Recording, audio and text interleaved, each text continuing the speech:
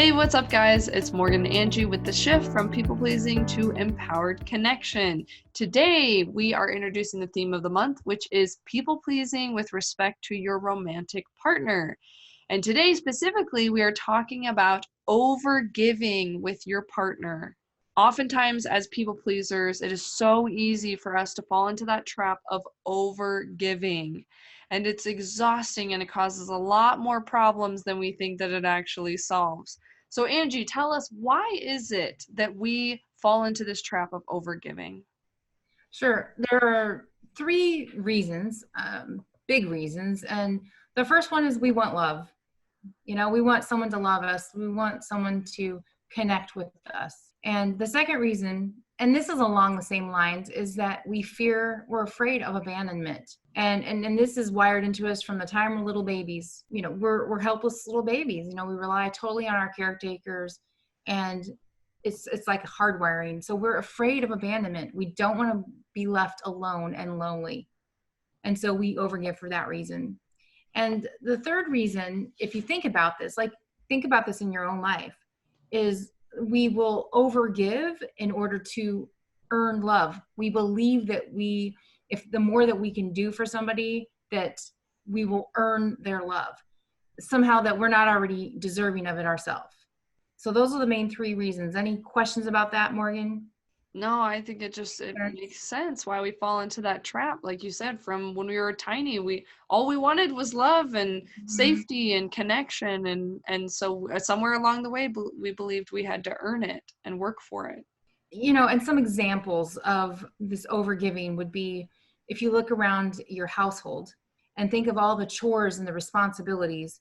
Do they fall on you primarily, or are they balanced between the two of you, between you and your partner? Like, for example, if you have children with your partner, do you take on the majority of that responsibility for your children?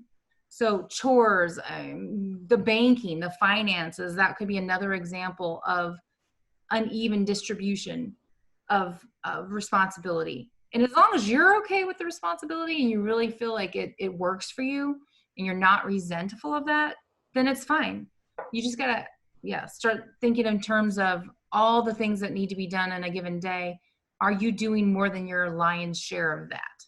Totally, right. Because you have some couples where, you have a working spouse and a spouse that's the stay-at-home mom. And of course, the stay-at-home mom might be doing more of the chores or things like that. But also it gets to an extent where maybe your husband, all he does is work, but doesn't help take care of the kids at all, or doesn't help with the finances at all, and it's like that. So even when you have different jobs, things can still be out of balance. And so you just have to ask yourself, you know, what's out of balance, how can we improve the situation, and go from there.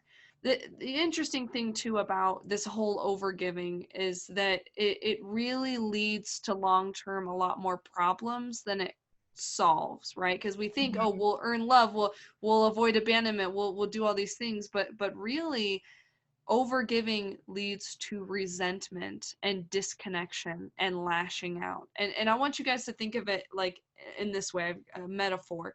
So I want you to imagine that you have like a cup and it's filled with water, right? And it's representative of your energy and what you're able to do in any given day even.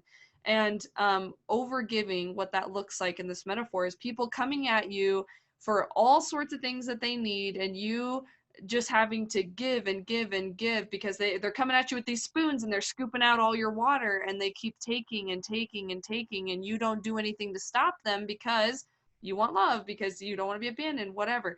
And what happens is you get to a point where they're scraping the bottom of your cup, and it hurts. It hurts because you have no energy left, or nothing left to give, and they're still trying to take from you. So then what happens? You lash out. You say, "Get the heck away from my cup. I need something for me." And you explode. And so because you weren't willing to divvy out, what it is you have energy for, and be honest with yourself and be honest with those around you, it leads to a pretty explosive ending oftentimes. Mhm. So the tip we have for you guys today is that it's okay to every once in a while put your hand over the top of the cup. Obviously, as a wife or a mother or, you know, whatever it is you're doing in your life, you have certain responsibilities, and that makes sense. But you also can feel okay in life realizing that people can sort some things out on their own. They really can, and actually will benefit from having the opportunity to sort things out on their own.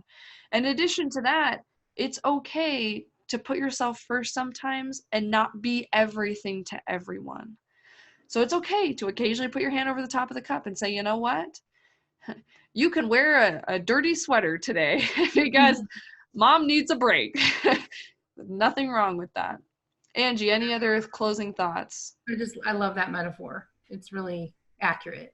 So relatable, right? Because so many of us, we were never taught how to communicate our needs or our overwhelm appropriately. So then it just leads to an explosive ending, which there's a healthier way. There's a healthier way to do this. You are lovable. I'm lovable. Morgan's lovable. You know, we are lovable, and we really do not have to earn anything first. It's who we are. It's where we come from. True. Thank you. Thank you guys so much for watching this video. Don't forget to comment down below about your people pleasing and your romantic relationships. And thank you so much for watching this video. This has been Morgan and Angie with the shift from people pleasing to empowered connection. We will see you guys in the next video. Bye. Bye.